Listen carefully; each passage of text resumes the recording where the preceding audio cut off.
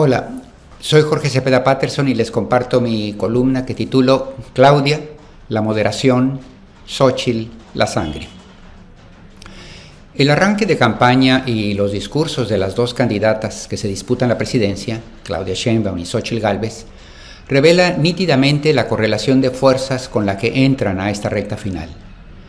Pero también lo que ellas son, pese a que ambos actos son resultado de una cuidada estrategia de campaña. La abanderada de Morena presentó una lista de 100 acciones o intenciones que expresan con claridad un mensaje pensado para el momento electoral en el que se encuentra. Sí, hay un indudable cálculo político en los temas y en los énfasis con que los presentó, pero también hay una proyección de las intenciones que desea imprimir a su gestión como presidenta. De entrada, diría que en estos 100 puntos hay un acto de fe sobre la continuidad, pero no entendida como una imitación doctrinaria de lo que hizo Andrés Manuel López Obrador, sino como una prolongación matizada y enriquecida en la que se percibe un talante y una visión de la manera en que ella y su equipo visualizan el llamado segundo piso de la 4T. Es decir, en ese centenar de propósitos, se advierte la intención de fortalecer y completar el grueso de las acciones emprendidas por López Obrador, pero también el deseo de introducir una agenda propia de largo alcance. Hay 3 temas que claramente constituyen un valor agregado respecto al gobierno obradorista. Uno, educación y cultura, otro es medio ambiente y un tercero, mujer y familia. Prácticamente la mitad de las acciones propuestas giran en torno a esta tríada que, pues para ser honestos, tuvo una relevancia menor en las prioridades del sexenio que ahora termina. Las 3 propósitos, las 3 acciones me parecen un enorme acierto. Modernizan y actualizan, sin contradecir, la tarea obradorista.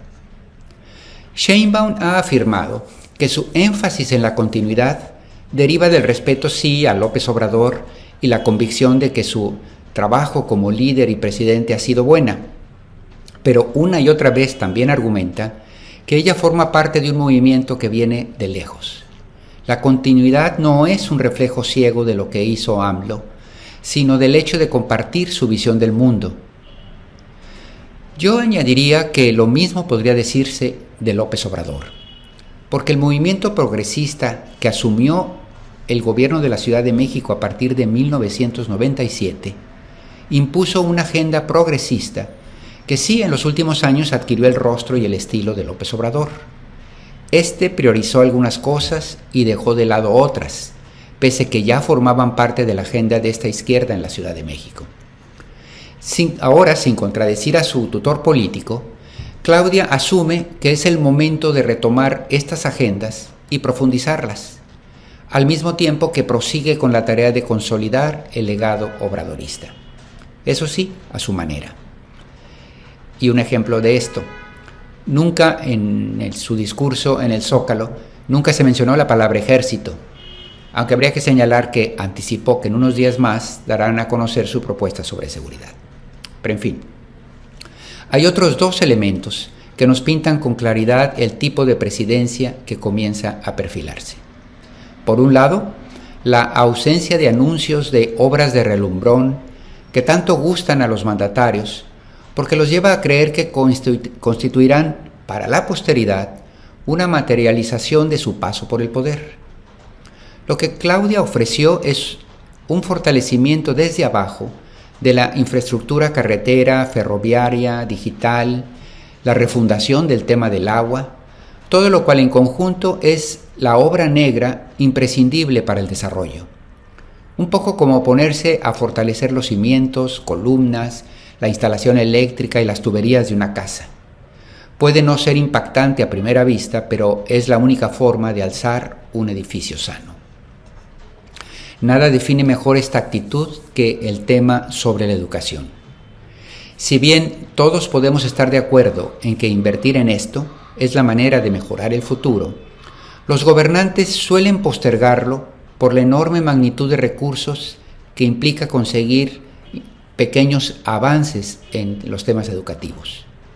Los resultados suelen obtenerse a largo plazo y no son espectaculares en el lapso de una administración. Políticamente es mucho más redituable aplicar los enormes recursos que exigiría mejorar la educación a obras más visibles e impactantes.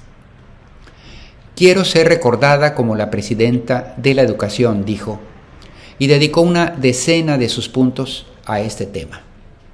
Luego habrá que ver los programas en concreto, pero el punto de partida es revelador de un rasgo que confirma algo que ya había mostrado Sheinbaum como jefa de gobierno.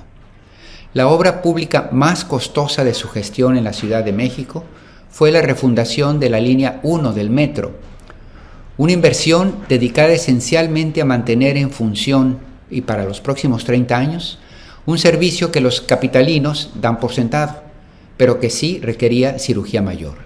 Es pues un acto de responsabilidad, aunque poco redituable políticamente, si consideramos los muchos accesorios y juguetes urbanos con los que pudo haberse adornado como alcalde de la ciudad. Un segundo rasgo de su personalidad política puede advertirse en la ausencia de frases grandilocuentes o figuras retóricas a las que los redactores de discursos de plaza pública son tan afectos. Sus planteamientos ideológicos o doctrinarios fueron mínimos. Claramente decidió aprovechar los minutos para definir su visión a través de acciones concretas.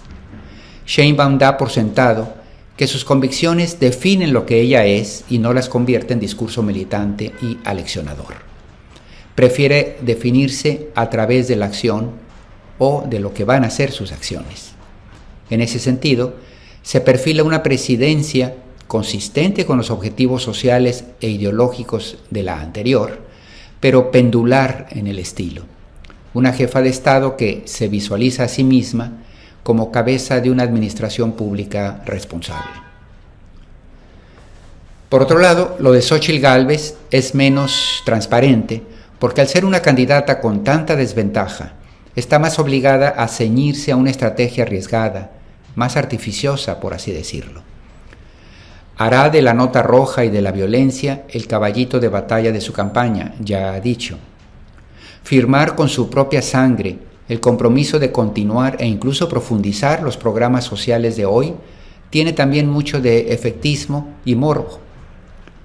Pero esta promesa esconde una verdad particularmente dolorosa para su bando. La candidata de la oposición, en cierta manera, juega en cancha ajena. Para intentar ser competitiva frente al electorado, tuvo que enarbolar la principal reivindicación de la política oficial, algo que durante años la oposición cuestionó acremente y hoy se ha convertido en promesa de su candidata. De ese tamaño es el éxito de la 4T para trastocar valores y visiones de la vida pública en este país.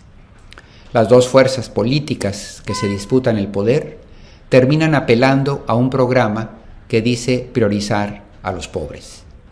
Para una es la vocación que la define, para otra es una exigencia del diseño de campaña.